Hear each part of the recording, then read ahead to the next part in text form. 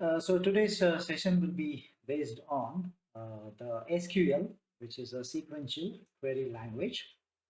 Normally, it's a very famous tool that is used for the management of the data in the form of a database. Right? So first, we'll try to look at the various aspects of the databases, and later on, we'll look at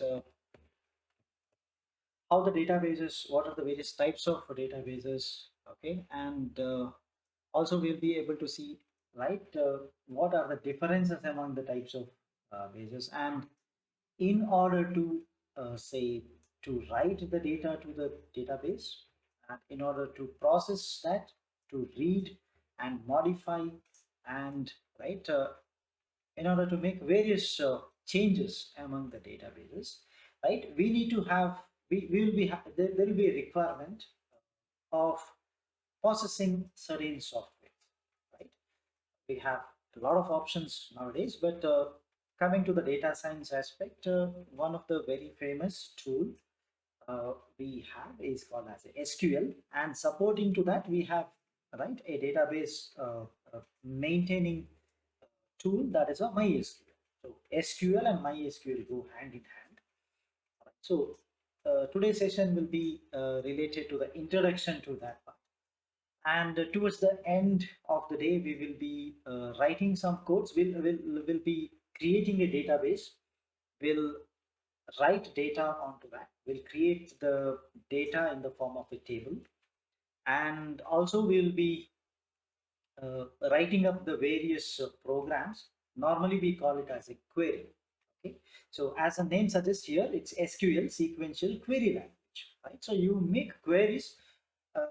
The commands whatever we write are called as queries, and those queries will be used to write the data to the database, various formatting of the database, also in order to read something from the database, modify the data, etc. We'll be having a lot of options over here. Okay, so this Excuse me, sir. fundamental, yes, yes, yeah, Sir, we which have not covered the tableau. it will come later. All right, so Tableau is yet to be covered. If you go Okay. through your syllabus, right, it's there at a later stage. All right, Tableau will be covered, but not at this time, right? So we are going according to your syllabus, Because and sir, right in now we have. MS LSM, it is shown in under the data visualization. Oh, all right.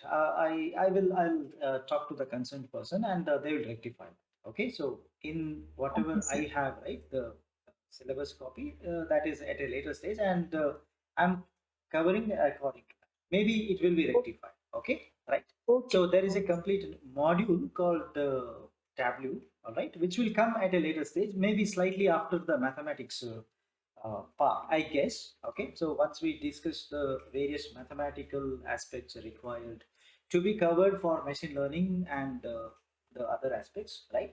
Then the Tableau will come. This is according to my knowledge, right? If there is any rectification, we'll see that and we'll rectify. Okay. All right. As of now, it's not under the visualization part. All right. Okay. Fine. Right. So we will be looking at the queries, right? How to write the queries, and we'll have a demo of how do you install the required tools corresponding to this SQL as well, right? Okay. So to start with, our first concept is that what do you mean by a database? So if at all somebody wants to define what is a database, right? You try to collect the related data, right? It can be interrelated or related to a certain subject, right? So you try to collect all the data related to a particular topic or particular subject, right, in a place, right? That's what is the very rough idea of a database. So, right, any collection of related information, right, the information you store should be related to each other, and it should be under, right, a something, some topic, right, related to that topic you store it. So such a collection is what we call as a database, and you can see that examples like a phone book.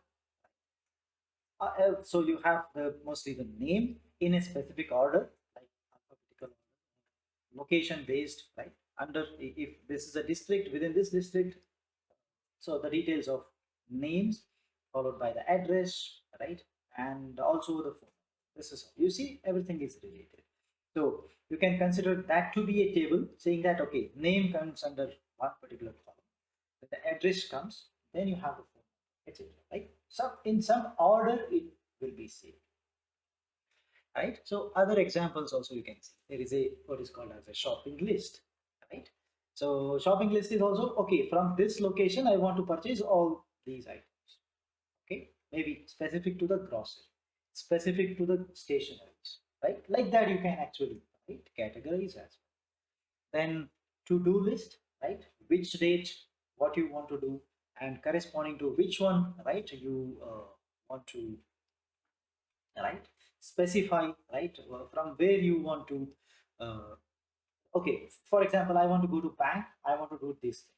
Next, I want to go to a repair shop, and I want to do all, etc. All right. So like that, you have a various what do you call, arrangement of the data set, right? So again, that can be considered to be a database, right? So example, your five best friends, because it's related to you only, right? Maybe you will store their names, their contact numbers, mail IDs, or maybe the address or some more data, right, related to that. It's possible. Then, right, next, let's go to a bigger level. That's a Facebook's user base, right? What Facebook maintains on the background, right, is also a database. Okay, so we can see that the databases, right, are, those are the examples of the database, right? At the same time, you can have something like how do you save it? How, in which specific way you can try to save the database? On the right hand side, you can see some of the options. The options are like this. The first thing, right? On a paper, very simple, right? Like a diary. We have several pages, right? You can write in a specific order. Normally we write in alphabetic, either alphabetical order, or if it's a proper diary, maybe it's like to do job. Normally I use it for my maintenance of my schedules, etc. Right? I still use normally there is one book in which I try to write. So that's something like a timetable, right? Which day, what is my schedule, etc. So maybe that's one sort of database, right? On a paper, right? We can remember also. That's actually the best way. So, but sometimes people forget, right? So just for that reason, mind is not a very suitable one. Then computer, PowerPoint in comment section. So many options we have. All right. Then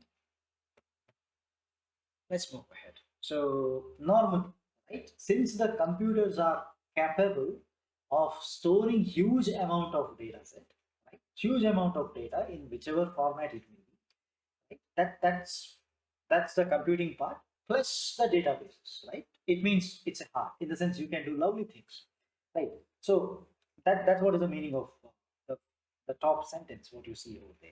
For example, let's consider the two examples I want to compare here. One is that corresponds to the Amazon, right? So this is again a guess. I'm not very sure whether the Amazon is going to store all of them or something addition to this. No, I'm not aware of that. It is not a specific case study or something.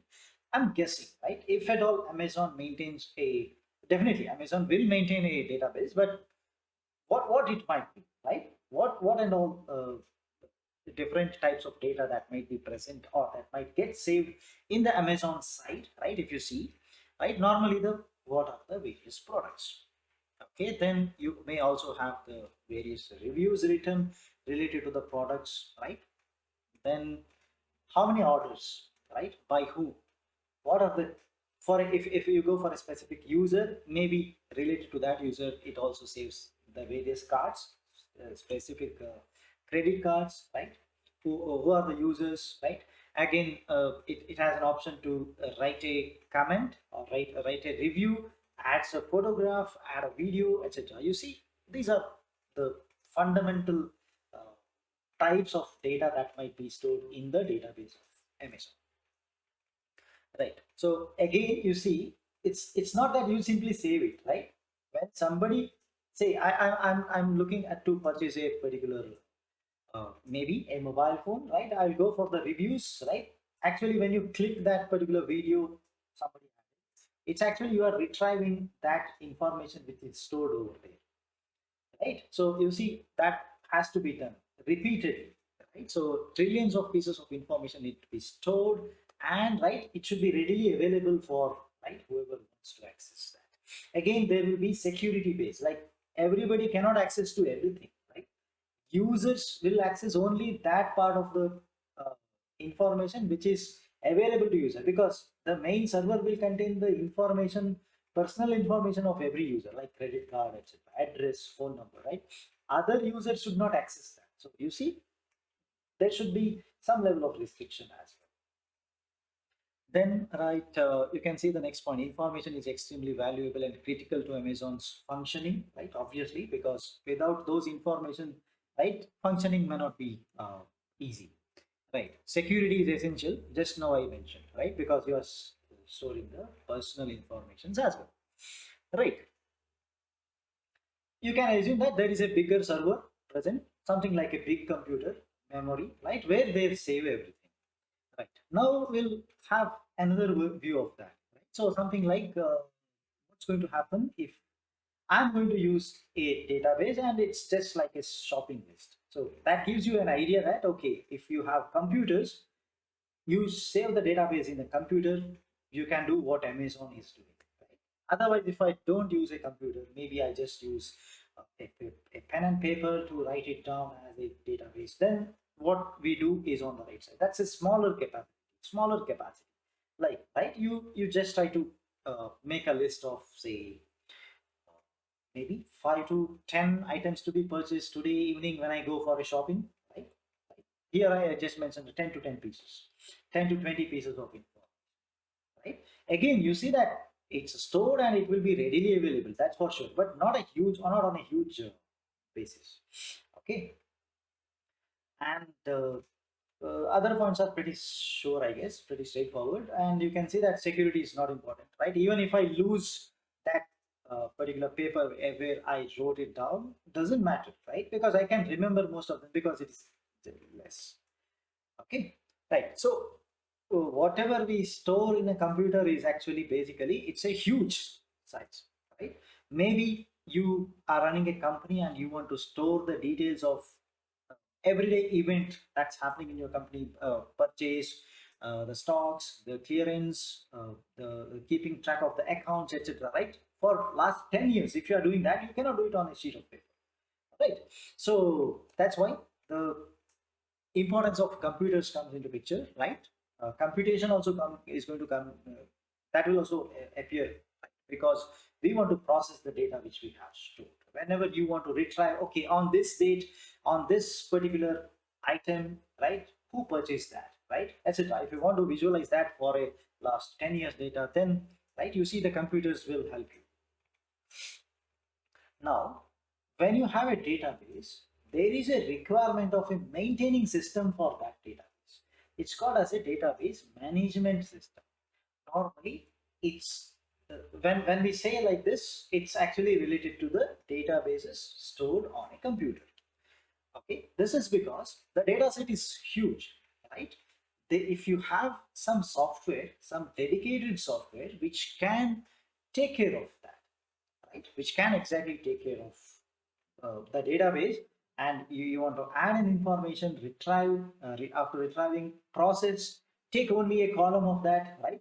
Remove something from there directly with using just commands, right? If that is possible, then that's very helpful, right?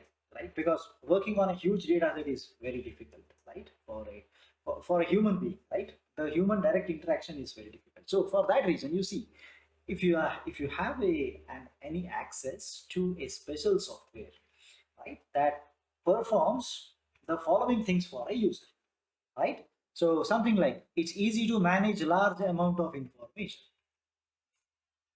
Security aspect, just now we discussed that what are the security aspects. So with the help of, with the ease of commands, right, you provide certain access levels, so that okay, if he's a admin, he has access to everything. If he's a user, he don't have access to many of the things, only few parts whichever is allocated he can use it, like that, right? So that's what is the security aspect. The backup, very important, right?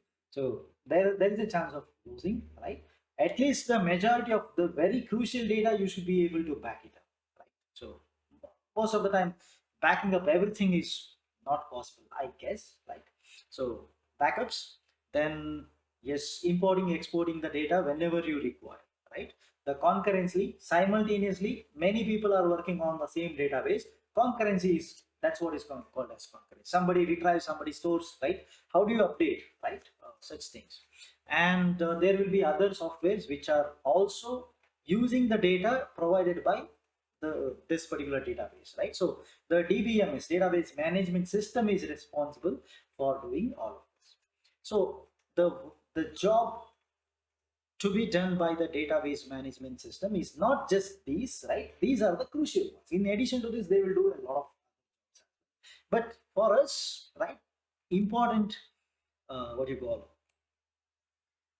these are the important points. All right. So now, again, this is this is just a guess. All right. So we think that it's not just Amazon, right? Any big company, right, which is going to maintain a very huge database present over there, they will maintain a specific software for the purpose of the maintenance reason. So here we simply call it as a Amazon. Okay, it can be any company.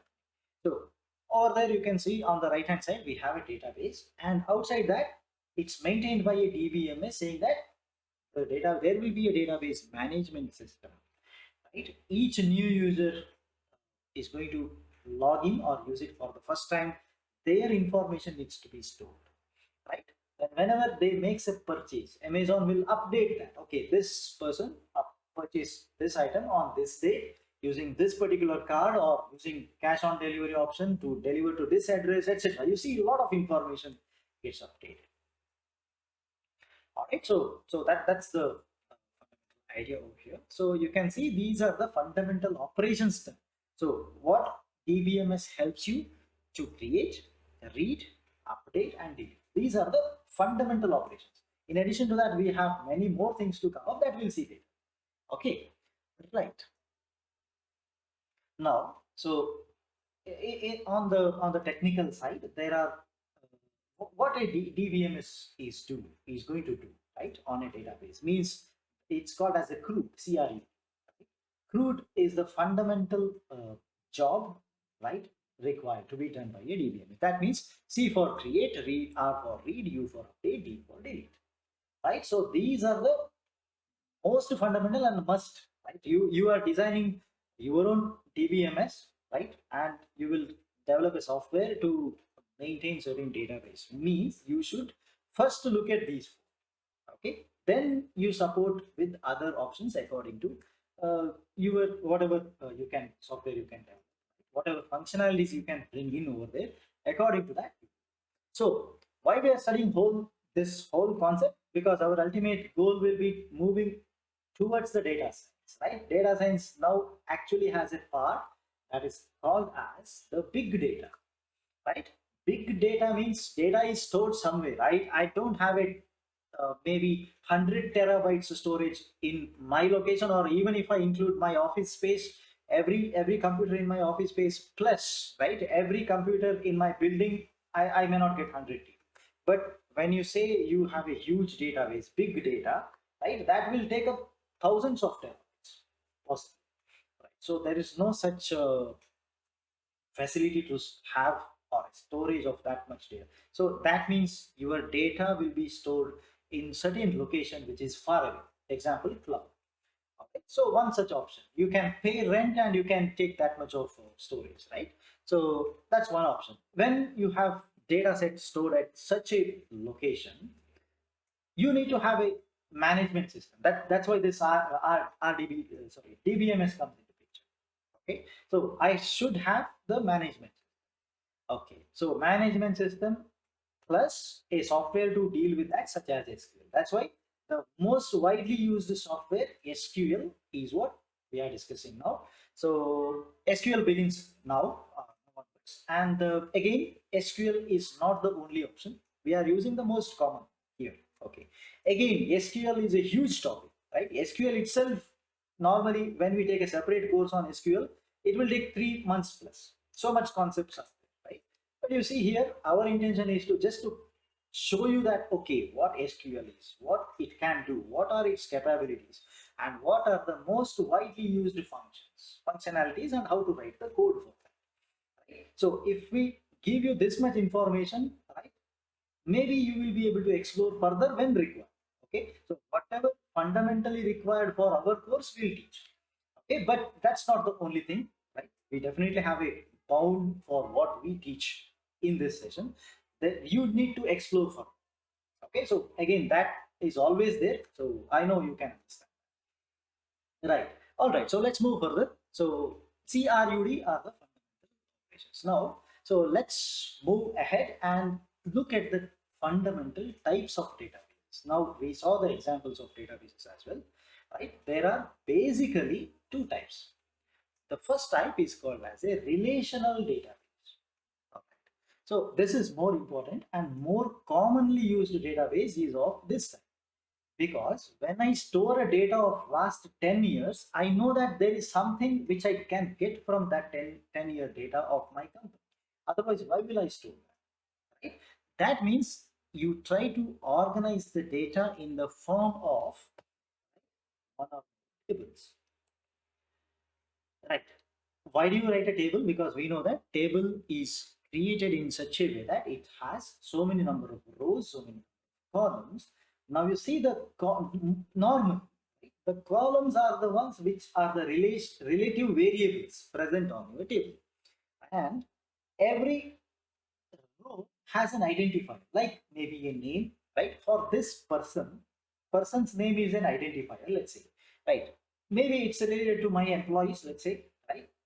Is the age when he joined. Okay, what is his position? What is his current salary? Right, when he got a last hike, etc. Many things I will store. Okay, so like that, you see, identifier is the row number. Row, maybe it's a first part of the row or first column, something like that. Every row has an identifier, and that is going to be unique. Maybe you have okay, let's say, let's get into slightly deeper over here. Let's say I have two employees with the same name. Okay, now you see, name is not going to be the identifier over there. I have to create something called as employee number. So you see, that is going to be unique. 001, right? If say myself and some other person is same name, Prashanth. So Prashanth means you don't know which Prashanth it is. So what you do, you add an identifier separately in such cases, like employee number 01 is myself, employee number 02 name same, but you are going to see that, okay, everything is different. How do you identify? Like this. So you see, that's what is the point here. Unique key identifies each row. You see, there is a relationship between, right, everything that you store, right, in the form of a row or column. Right? You have some relation. That's why the name suggests that relational database. Okay. SQL is written because SQL deals with such databases. All right. SQL, whatever we are going to see later, we'll see that, okay, there is a it's going to consider the relation databases only.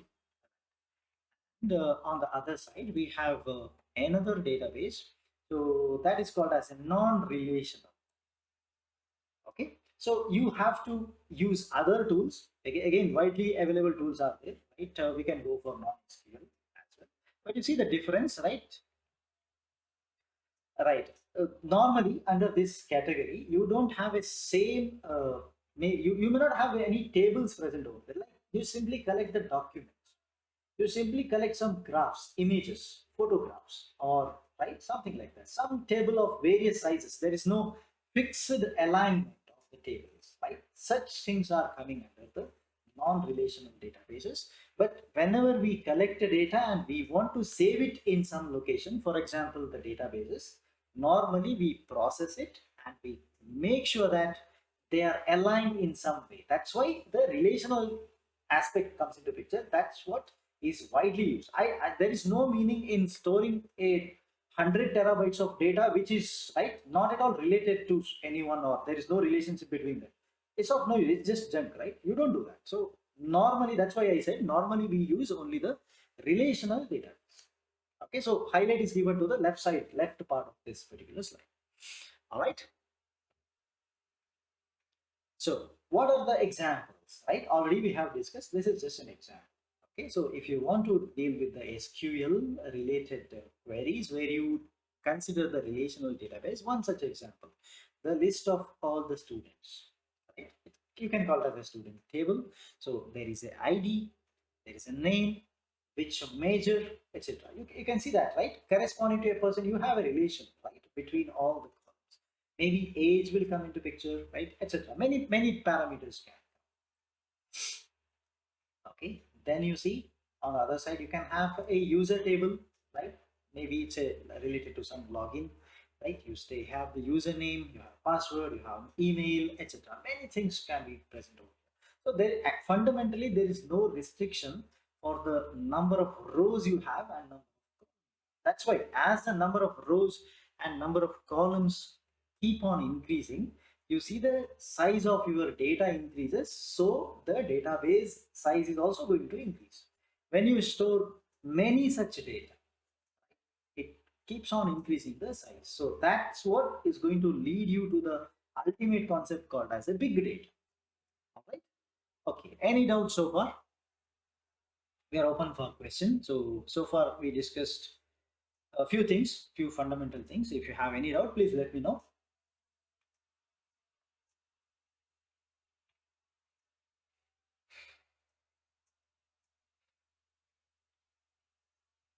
Okay, so let's proceed one step ahead.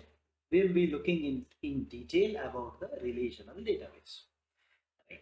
So normally the DBMS, yeah, okay, we have a question before that. Repeat about the big data.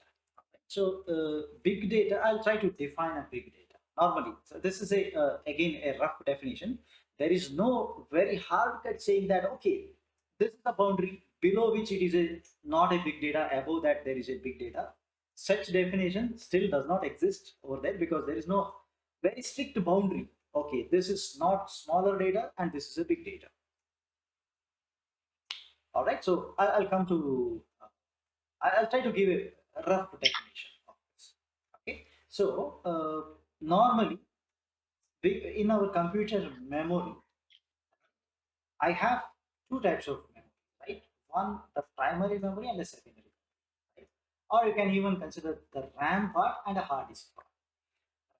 RAM has it whenever the data that I'm running a code, right? Let's say I'm running a code which actually takes certain amount of data, right, from a location, holds it in the RAM, processes it, and gives it back.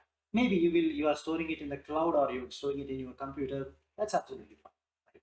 We are not worried about that. Like if the data size which we want to process can be, you can hold it in your RAM at once in a single shot. Right? That this is the current trend and current value of where I try to define that whether the data I'm processing is big data or not.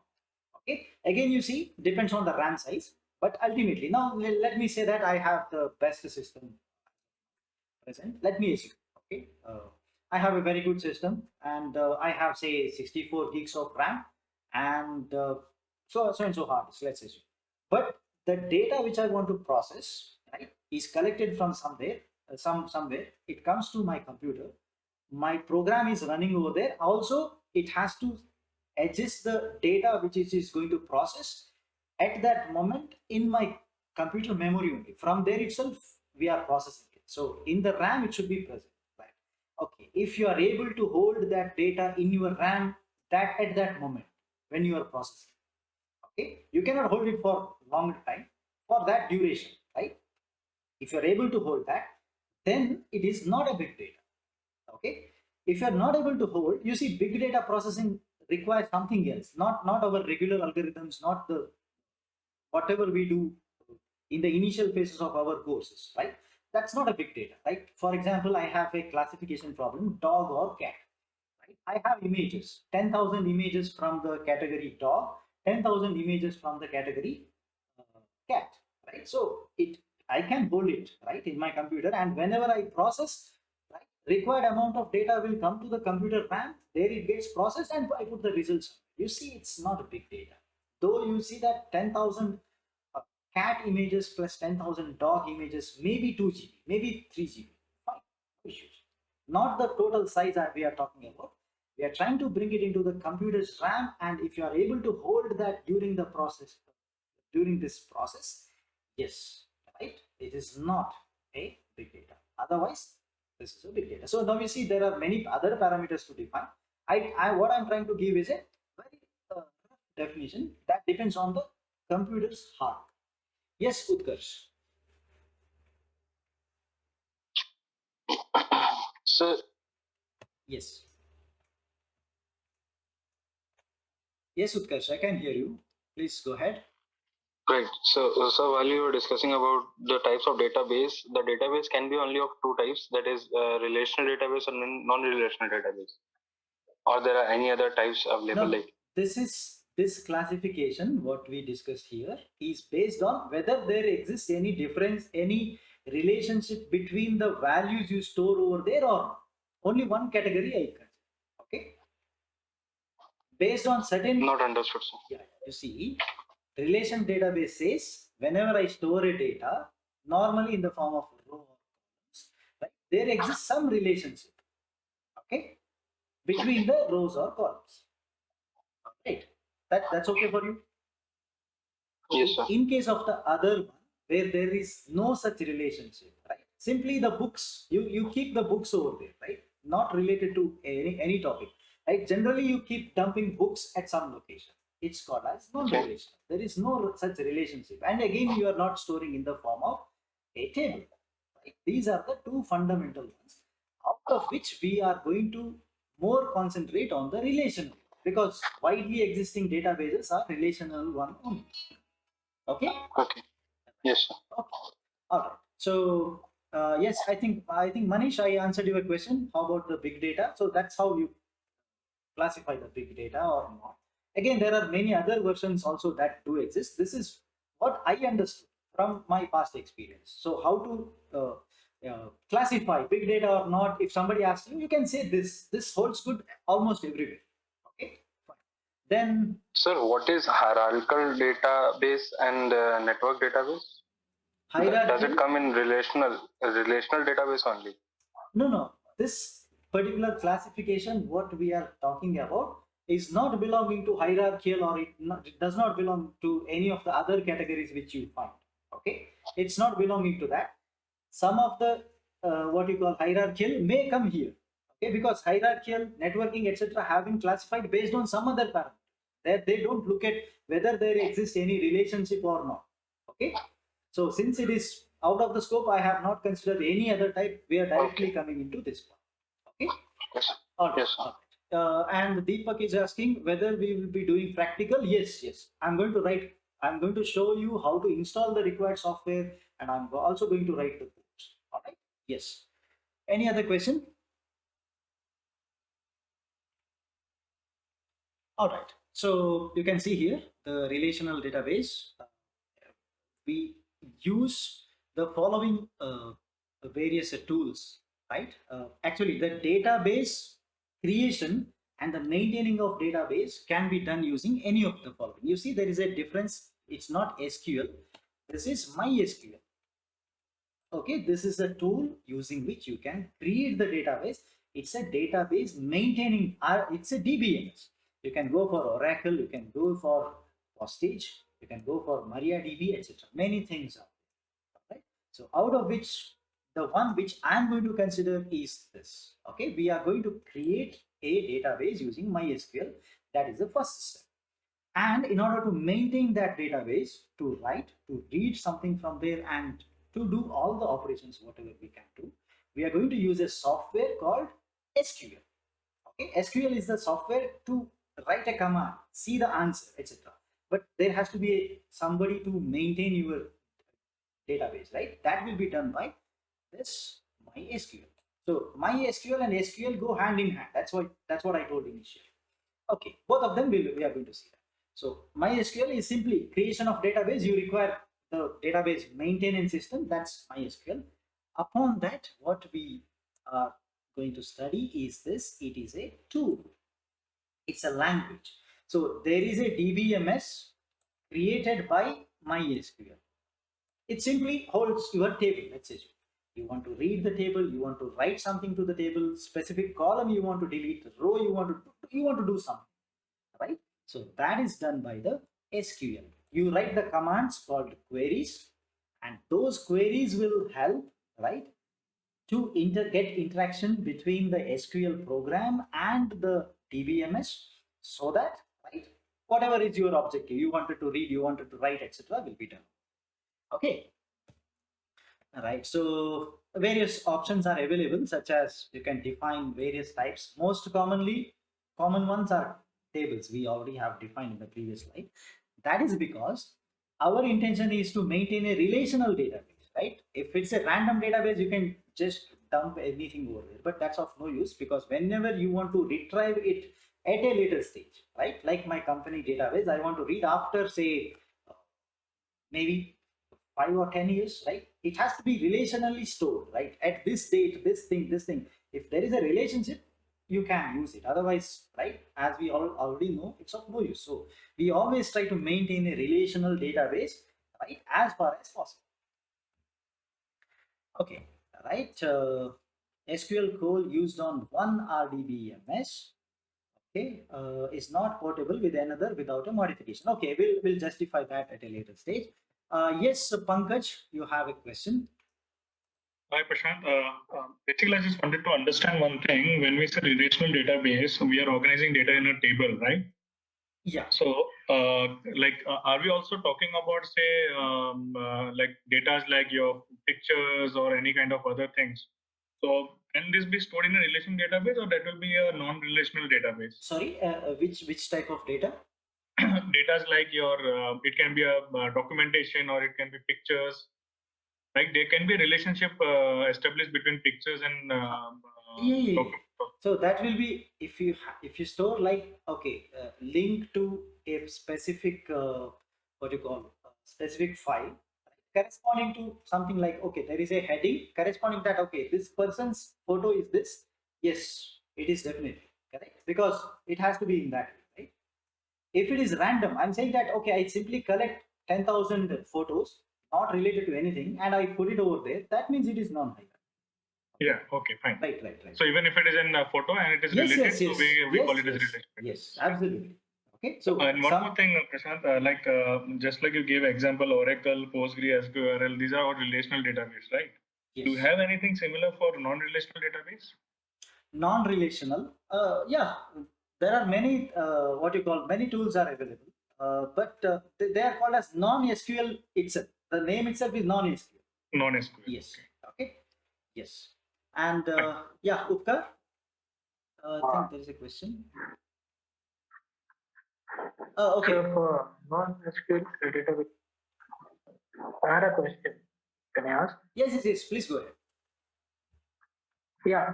So for non-SQL, I want that data comes in form of that JSON token. So do we need to learn that part also?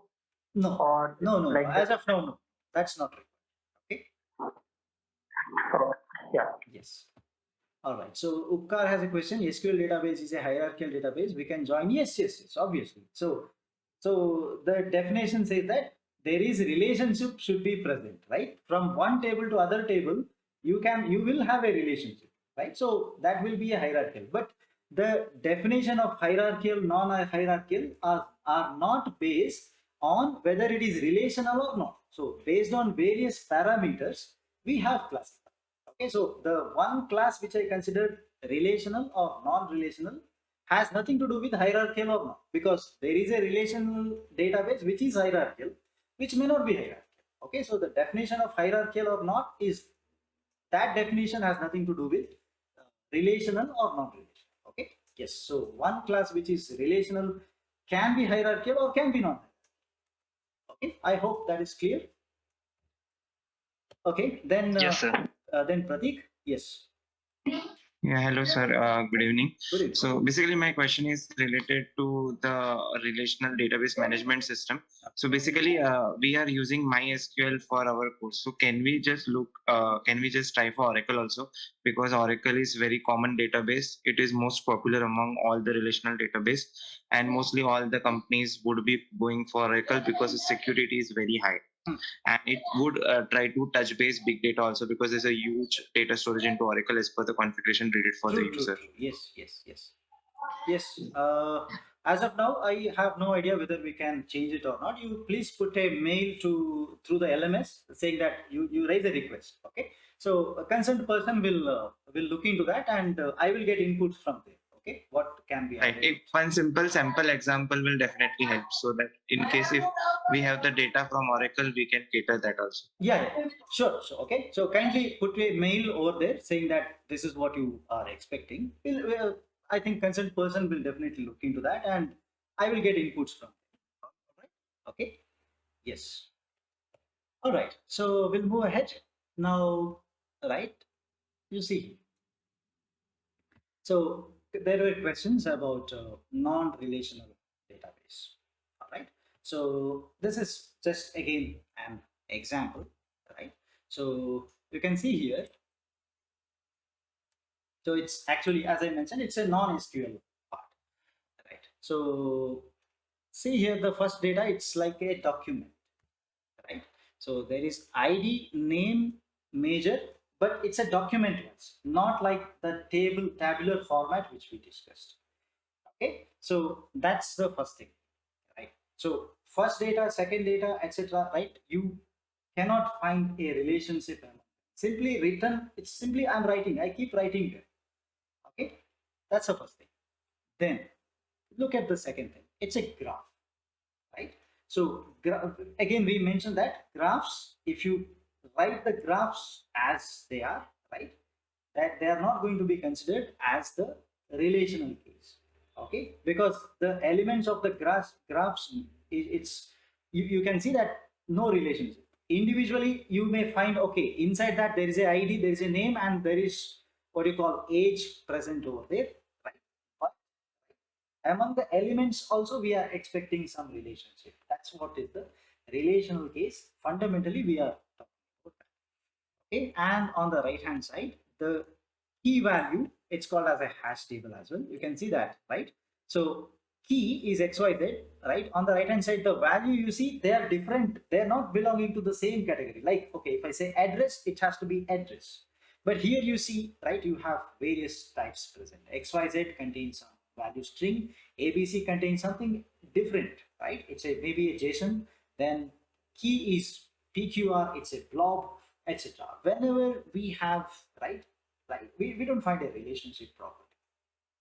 Okay, so if such cases do exist, right, we will be calling them as the non-relational. So the SQL, etc., are not what you call, right, are not comfortable handling these kind of data set.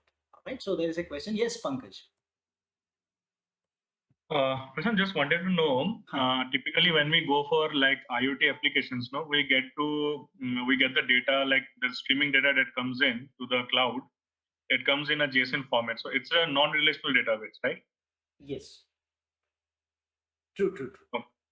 So most of the time, when you get some data directly from, right, any source, that will be in a non-relation. Okay. Yeah, unless we store it in a organized way, yes. till the time it is a non-relational. Yes. All right. Okay. Then let's move ahead. In order to now somebody asked a question, right? How do you deal with the non-relational databases, right? So I didn't answer that point because we have a slide completely dedicated for that. All right. So it's actually, right, the name is, if you have relational, it's RDBMS. Non-relational is NRDBMS, right? Again, processing such databases directly is a necessity nowadays because most of the data, right, like just the previous question, directly you get a data in which format? It's a non-relational format, right? maybe if your data set is too huge, converting that into the relational itself might take some time, right? And you don't have such time, let's assume. So, right, so that there is a requirement of dealing with this directly, straight away. So yes, one of the very famous tool, I think, right, many of you have heard this. It's very famous, right? Very famous tool, very powerful tool to hand the non-relational one directly, right? So, right, widely used in the industry, right, is this. Also Apache, right? So nowadays you see, you want to be a data analyst or, right, you want to apply something like that. Most of the time you see, you should know fundamental requirement, MongoDB or Apache, right? For right, various requirements, right? Because you don't want to convert something in non-relational into relational and then process. You may want to process it directly. All right, so these two are the widely used. Okay, so there exists little bit of similarity, right? But not like they're not very same, right? They are built on various different platforms. So right, there is a difference among them. Okay, right. Now, okay, let's move ahead in this. It's anyway, whatever we have discussed earlier, it's same. Right, now let's say we have a database available, and I may want to add something to that. I may want to retrieve something from there, and I want to perform some operations. Okay, so you make some request, or if whatever tool you are using, you will write the commands over there, and using those commands, right, the software will take the necessary actions using the DBMS, right? So that comments which we write or the request what we make is called as the query, right?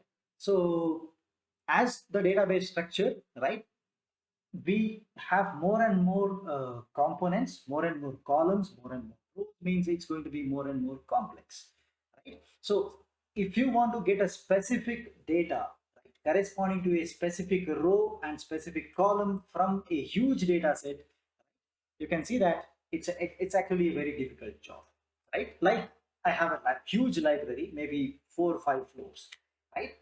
Unless and until you know which particular uh, rack in which particular room, in which particular floor, right? Unless and until you arrange it in a neat or in a specific fashion, it becomes too difficult for a newcomer to track that, right? So that's why the DBMS is that tool which performs the neat arrangement of the objects, right? So that somebody asks means it can give it, right? It knows where it is. So like that, right? So the best example, you can see that it's a Google search. Whenever I search something, how to do that, you see that, right? It has been stored in the Google cloud or server in a specific format using which it can retrieve. Okay, there are many other things on the background, like you give a page waiting, wait for a page, right? This is nowadays this is being asked more number of times, means Google will do something on that. So I'm neglecting all those parts,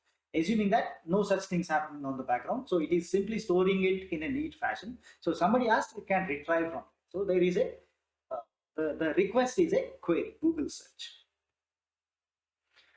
All right, so whatever we discussed so far, right, I'll try to give a wrap up for this. All right, so we defined what is a database. Then we looked at why the computer is required, right? What's the help if you have a computer with you, all right? Plus, in addition to that, right, what is DBMS? We looked at relational, non-relational examples, right? And what SQL can do, right? And how the non-relational data are used, and what are the tools that we can use if you want to learn how to deal with the non-relational database. Okay. So now we'll come into the relational part, relational databases. So the fundamental idea in order to build such a what you call DBMS is, as I mentioned, in the form of a table. Since it is a relational database, so there is a specific, normally it's a first column, okay, that's called as a key, right? As I gave an example of the employees, if you have right? 2 or more employees with the same name, maybe you will create yourself, saying that, okay, this will be the primary key, right? Using which you can actually differentiate who is the particular person I'm talking about. All right. Yes, we have a question. Yes, Pratik. Yeah, my question is that we have already done pandas, right? And pandas also there are a lot of option of joining the table, merging the table, and a lot of things. So from an SQL front, I wanted to know from a data science objective. So whatever joining of the table that is done in SQL, or we take it into the data frame and then we do through pandas. So that we can understand what is the scope of SQL in data science. Okay. So again, coming to the size of the data what pandas can handle, right? It's not going to that level of the big data set. Okay. You cannot deal such a huge data set which is stored in a cloud or any other bigger server, right? Pandas has no panda. You don't find such a capability in Panda. Yes, pandas is huge. It can do wonders, right? But on a limited this thing, okay, on a limited space. When you want to go for a bigger size, right? You have to go for a database management system and a software which does the job.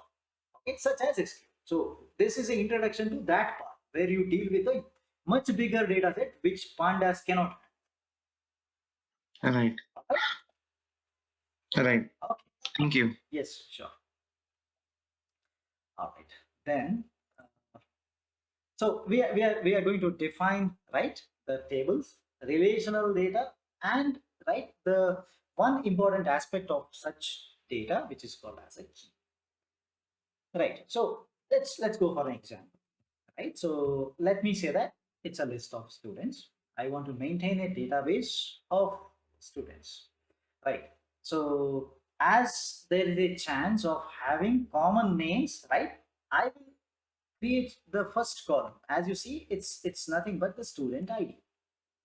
Right. This is created just to eliminate the confusion which might arise if I keep the name as the key. Right. So you see, right, names and the major subjects. All right. Initially, let's start with this. So actually by default, this name is a key, major is also a key only because that characterizes something. I cannot use as the key to identify each individual entity, each individual row. So you see there is a color change here. This actually indicates that is a primary key. So now you see I'm trying to define, right, one term which is called as a primary key.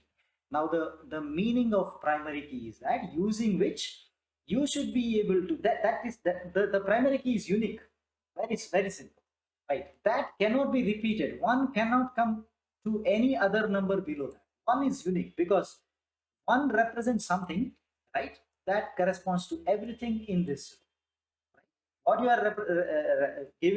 are giving as a reference, name is Jack, major is biology. But you see, this biology can be repeated, doesn't matter, right? Because row number 1 is what I'm uniquely identifying. Okay, so that's one thing which we call as a primary key. So you can see here, right? So though there are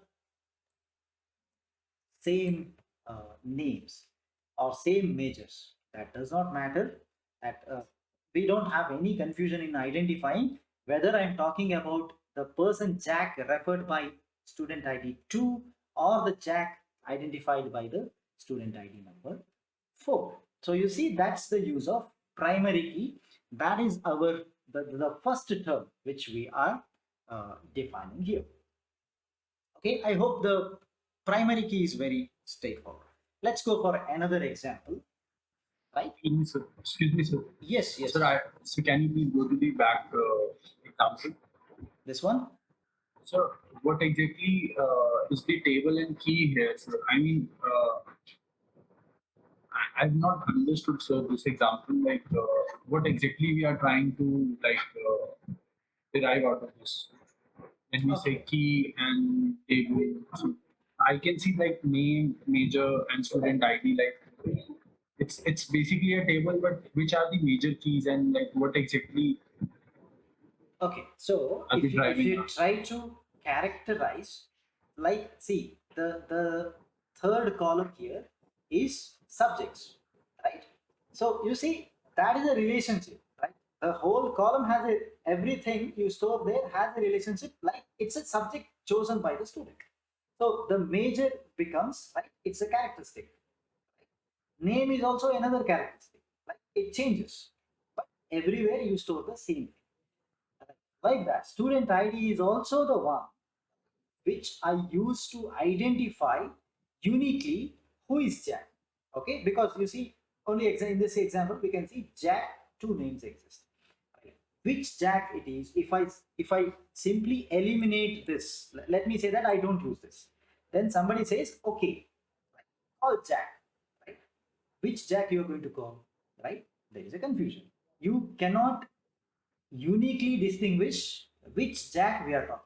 If I use this column, right, and I call that as a primary key has a characteristic which says that you should be uniquely able to identify the entries in the table. Right? Now you see, if I say call student ID 2, doesn't matter whatever his name, right? It's Jack, biology. You may have a third next column saying that he is present in this particular class or something. Okay, so that's the use of this. So primary key is the term which I want to define over here. Okay, nothing else to be derived from this table as of now. Okay. Okay, so thank you. Yes. Any other doubt? All right, let's proceed. So after the primary key, it's again another example. Right. So you can see that in this case, it's, let's say we are storing the user profiles in a system, right?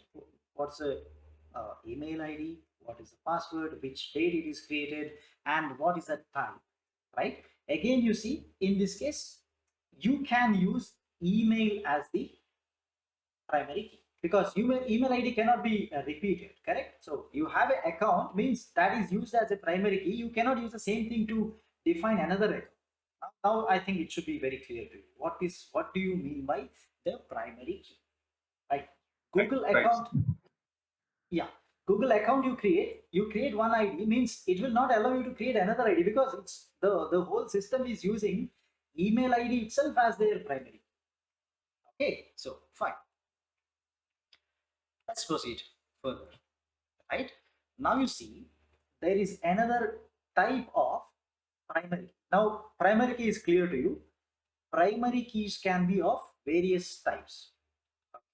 So the first type is called as a surrogate, right? So anyway, it's again this all these terms, the surrogate key and the universal key, which we are going to define. So many things are natural key, etc. They do exist, but they're present only in the form of what you call as it's like in the references you find. But when you write a code or when you deal with the database, we simply call it as the we'll simply call it as a primary key. Okay, so normally it is a primary key only, but if you want to look at if you refer the various maybe textbooks related to SQL or any other references, they will use these terms. So I just want you to get introduced to that. We may not use it in very detail when you go for a programming aspect. Okay, but let us see. Now you see one in this case again we are using the employee ID as the primary key, right? If you use something as a primary key which you yourself generated, has nothing to do with or you can see the definition over here, it's a primary key without any mapping in the real world. To the real world there is no meaning for that. That means take an example of the serial numbers that are generated or printed on the PAN card. PAN number, you see that's also a number. Using that number only you are identified whether you paid tax or not. But you see that is not a surrogate key. That has a real meaning, right? In the whole world you are you are unique, you are identified by that. Okay, you see the difference, right? So here it's just related to only maybe just my institute, right? So only 4 or 5 people we have, assume, and I give a random number to the employee. Has nothing to do with that, right? So there is no real the thing, but still to identify each person, I can use that as a primary key. So that is what is a type of primary key. We call it as a surrogate key. You can create and you can use it. Nothing gets affected on the whole, right? Practically, when you consider this to the real world scenario, like there is another company, right? If you use a 105 key in your company, nothing happens to that, right? So it's something like that. Okay, then that's one type. Then you see, right? It's the natural key, right? Wherever you have a real world map. So, right? This is something like in this case, we are using a social security number. It's a US data. Okay, so they use it as a social security number. But if you consider our case, it can be, right? Anything like I told, right? Like the PAN number, that may be one case, right? Or Aadhaar number, whatever is generated, they belong to this category. It's a natural thing. Whatever number that is present on a person's ID cannot be present in anybody else. So it's again a primary key. It's called as a natural key because there is a real world map, right? A real person is identified in a whole country based on that. So you see, right? It's like that. So if I try to create a database of my employees by using their, right, not the employee ID which I create, I use something real like PAN number, the UAN number, anything such like that. Okay, so then that will be considered as the natural, right? So types of keys, what we are considering. All right, other than this particular key, which is normally located at the first column, because that is a uniquely identified, right, key.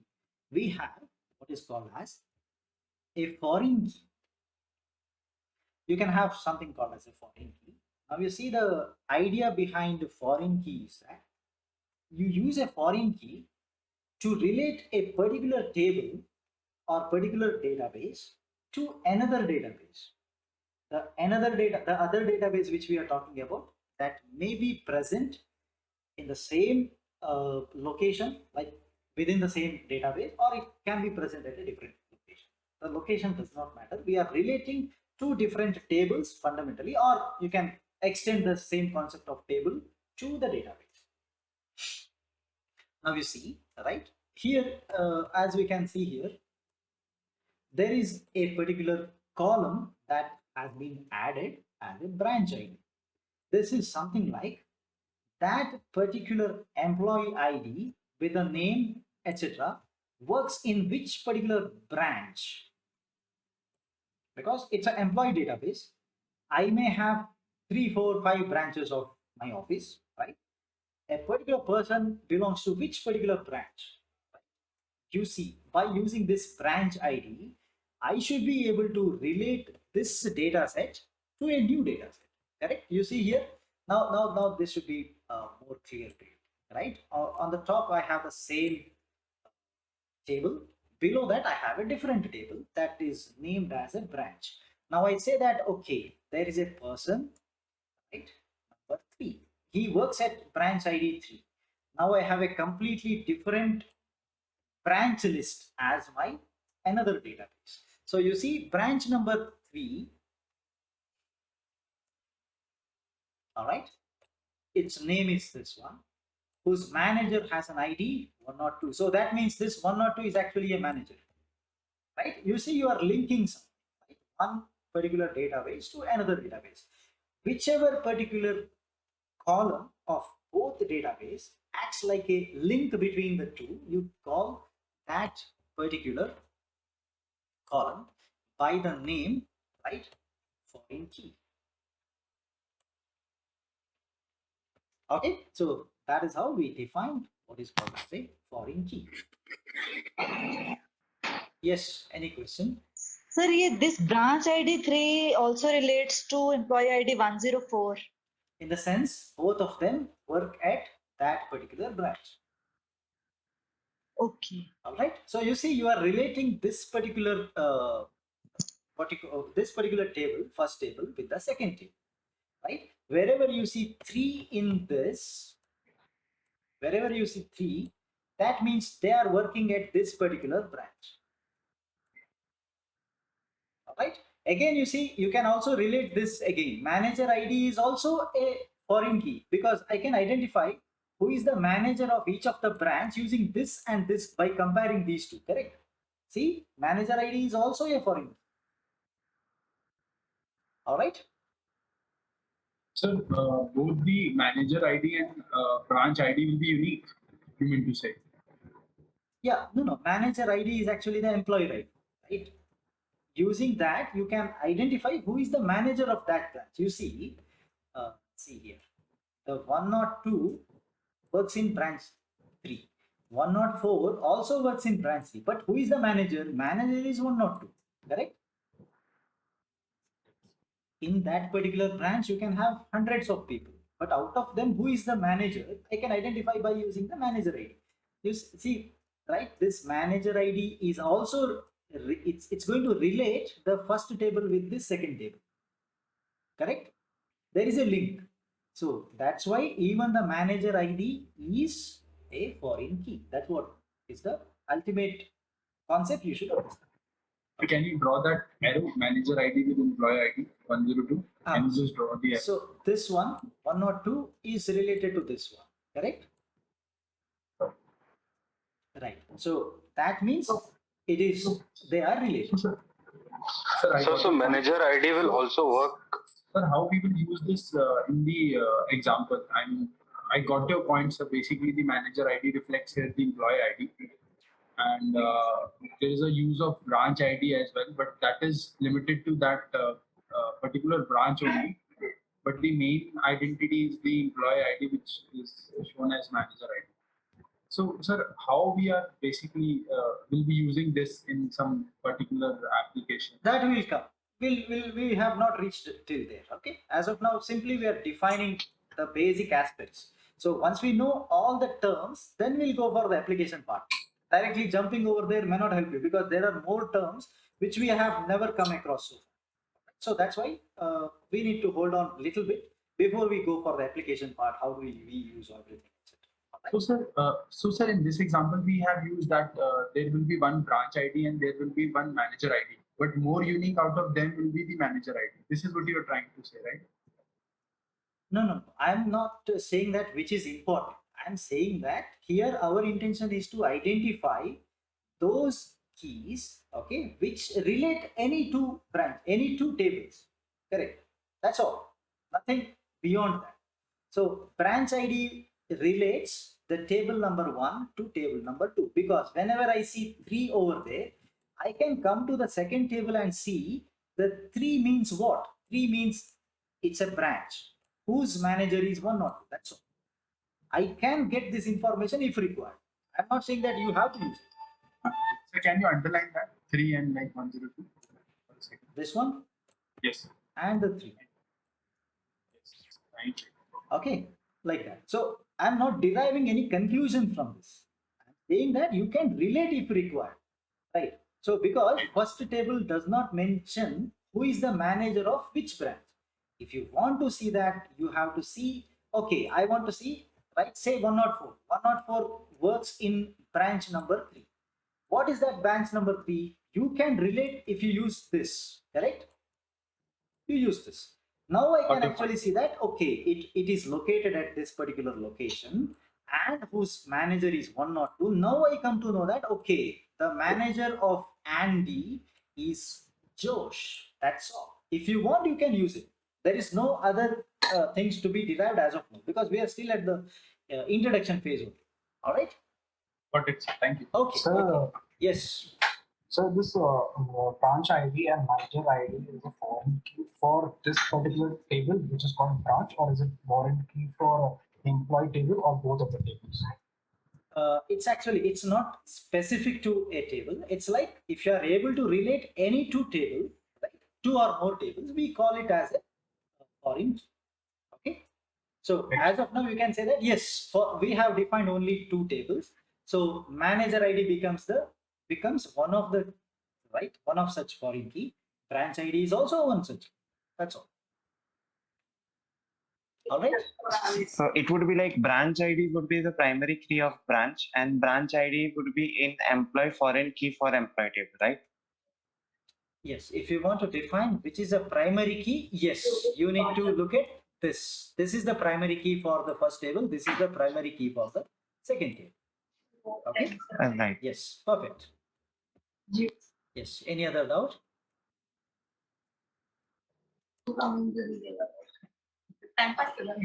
Okay. So let's move ahead. Right now.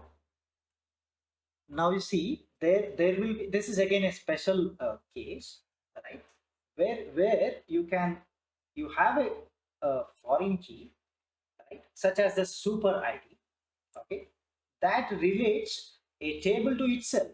For example, just see here, right, it says that it's like a supervisor. Let's say supervisor ID. For every employee there is a supervisor.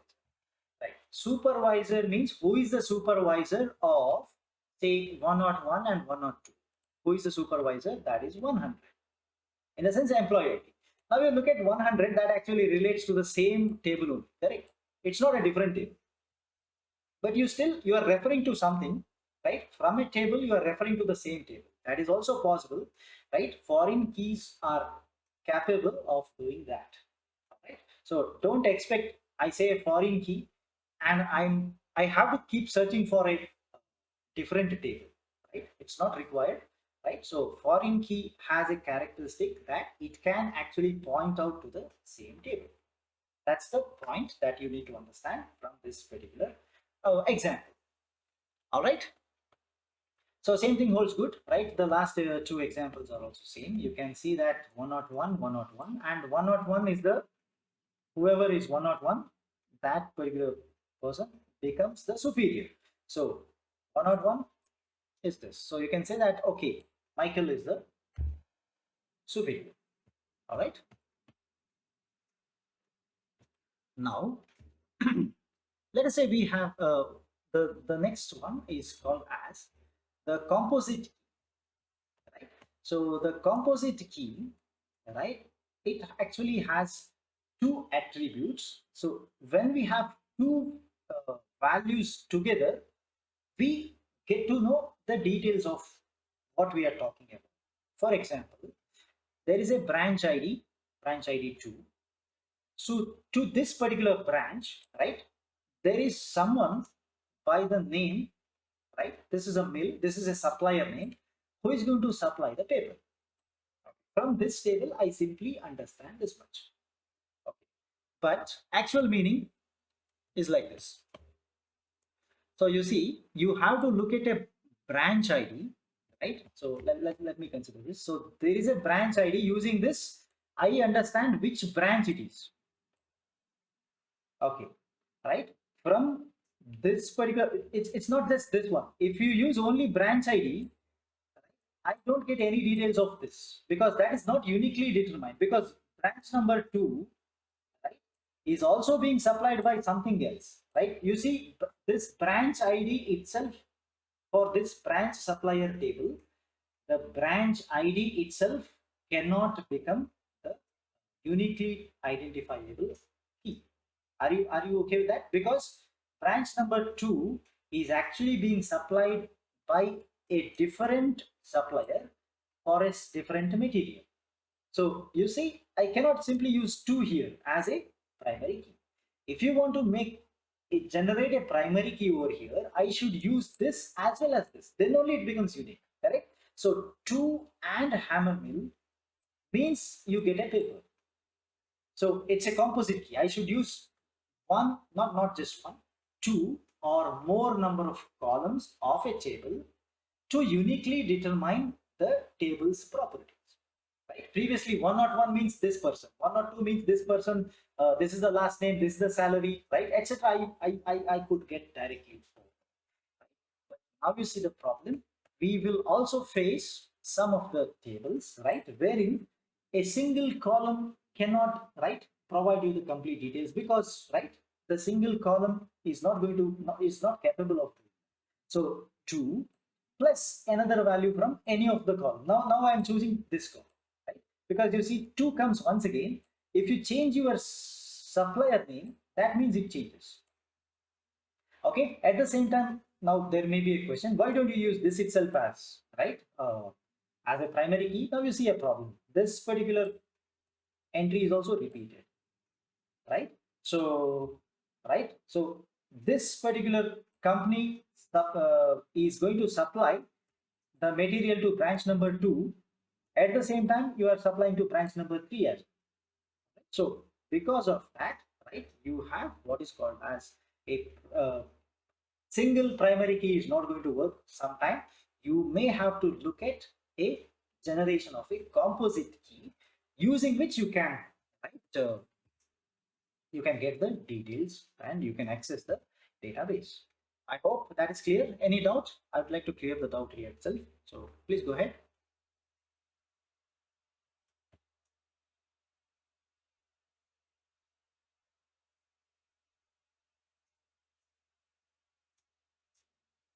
All right, no doubts?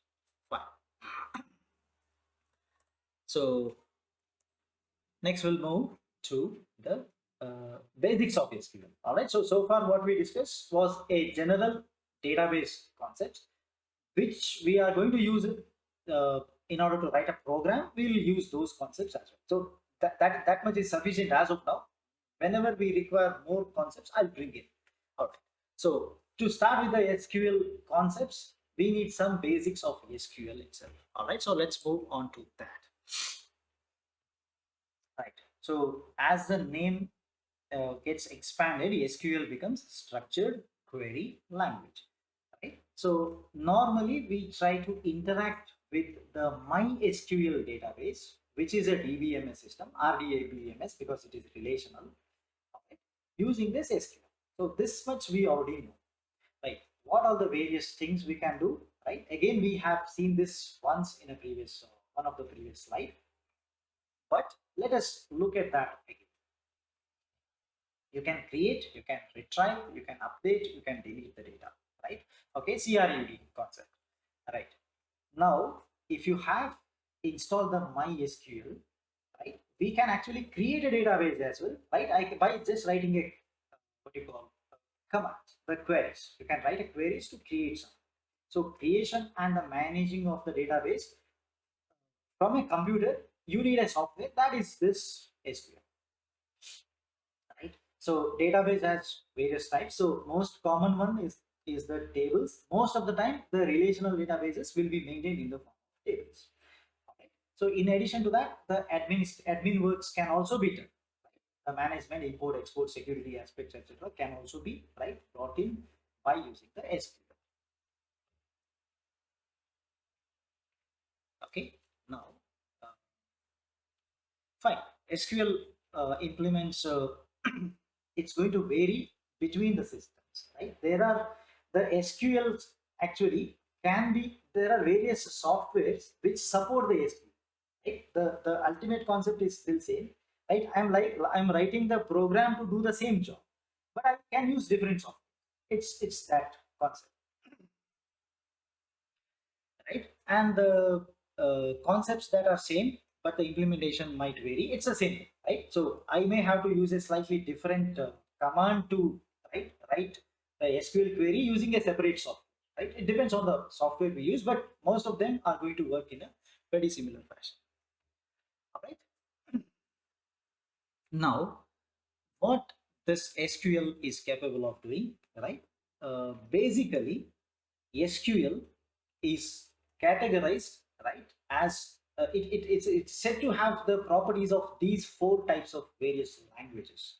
Right? First one, as the name suggests, is a query, right? You can write the queries to get the information which is already present in the database. If a data is already present over there, then definitely, right, you can make a query to get the information from there, right?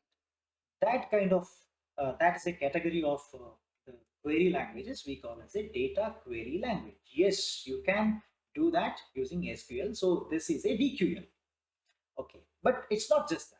data definition language as well. It can work as a data definition language, right? So you can define your database characteristics using. Okay, so it falls under a category DDL.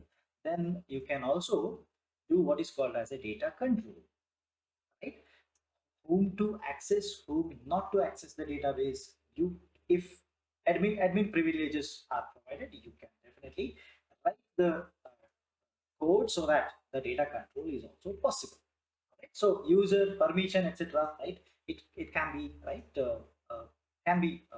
allowed, right, using this technique. Then the manipulation, right? This is also important. You can insert, update, delete, all those things. So that comes under the last category of languages, which is called as a DML. So since the SQL supports all of them, right, it is considered to be a hybrid language, right, which possesses the characteristics of all the 4 types of various languages that do exist. Okay, now we'll look at the fundamentals of a query. All right, so as we already have an idea about the query, right? It's actually a single instruction, or it can be a set of instructions. Right. So normally, right, the RDBMS, right, in case of RDBMS, we have to use any software like SQL, right? So what the RDBMS should do for you, you will tell by using the query that's written in a specific language such as SQL. You may want to retrieve, right? Some data you want to retrieve from the data that is present in the database. All right, so that's what you can do. Another, right? Some data, right, you want to hide, you want to make it unhide, etc. Right? But you see, the fundamental idea is that I don't want to read everything what I have stored. I want specific data, right? I will ask, okay, with the specification, I'll always make a query saying that, okay, give me this data which satisfies this conditions, something like that. Okay, so again, don't worry about the syntax over here. We have not discussed that. So below that, what you see is that all 3 lines together will be considered as a query. So there are no 3 queries, they are written in 3 lines. Okay, but a query ends with a semicolon. So you keep writing any number of lines until and unless you put a semicolon. SQL will never consider anything as a complete query. So identifies with the semicolon. So you see at the end of this over here, I can see a semicolon. That means this plus this plus this is a single query, right? Now you see, right? Maybe there is something like in the employee, maybe this is a case where employee is the name of the database or a table. Find a name, right? I have to select the name of that employee. From this employee is actually a database, right? As I told, I have a specific requirement. I mentioned that using a condition. If the maybe in that employee we have a column called as salary. So salary greater than 30,000, give me the names is what I'm asking. You see, it's very specific. This is just an example, right? We will have to look at the fundamentals of writing up the what do you call as the queries, which is going to come up immediately after we go for a break. All right, so I have I'll open the session for doubts. If you have any doubt, please go ahead. Otherwise, we'll take up a quick break and come back. All right, any doubt? Sir? No, sir. Yes. One by one. Niranjan? Sir, please backside थोड़ा ये करिए sir, मैं उसको screenshot नहीं दे पाया. Okay. Okay, ठीक है. Okay. All right. Next, Somesh. Sir जैसे कि अगर हमें डाटा सारे काफी एम्प्लॉय का ऐड करना है, तो this semi column use in the one particular employ. 30,000 के बाद आपने semicolon No, semicolon is used to identify end of the query. Okay, my query is ended over here. I have to tell the machine by using a semicolon. So 3 lines means no 3 queries. It's a single query. You find a semicolon, query is over. Okay. Thank you, sir. Yes, sure. Hello Any- sir Yes, Niranjan. Sir मेरा ये है कि जो relationship data and non relationship data relationship data तो ऐसे होता है कि जो हम लोग को टॉपिक दिया है तो उसको ऊपर लेके हम लोग रिलेशनशिप डाटा को मैंने एनालाइज करेंगे एंड जो नॉन रिलेशनशिप डाटा तो वो कहाँ से यूज होगा relationship data Normally, the non-relationship data is something which you directly collect from some resource. Okay, it is not arranged in any proper form, not in the form of a table. Okay, some randomly collected data is what we consider as non-relation. If you collect the data and process it and make it a table, tabular format or right something like that, we call it as a relational data. Okay, sure. Any other question?